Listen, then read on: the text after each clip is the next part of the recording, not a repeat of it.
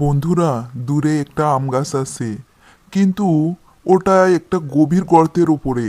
আমার শক্তি আছে, আমি তোমাদের ওপারে নিয়ে যেতে পারি। শিয়াল সে তো মনে মনে খুব খুশি।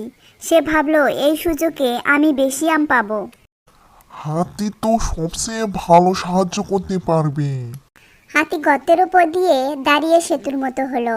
বানর আর শিয়াল তার পিঠে বেয়ে উপরে গেল। বানর গাছে উঠে সবাইকে আম দিতে লাগলো, কিন্তু শিয়াল লুকিয়ে লুকিয়ে বেশি আম জমাতে শুরু করলো। বানর সেটা দেখতে পেল। সে চুপচাপ হাতিকে সব জানালো। হাতি কিছু বলল না, শুধু লক্ষ্য করলো। ফেরার সময় শিয়াল তাড়াতাড়ি যেতে চাইলো। হাতি তখন হালকা নড়ে দাঁড়ালো। বন্ধু, আমি ভুল করেছি, লোভ করেছি, আমাকে মাফ করো। বন্ধুত্বে লোভ থাকলে তা টেকে না। আজ আমি ক্ষমা করলাম, কিন্তু শিক্ষা মনে রেখো।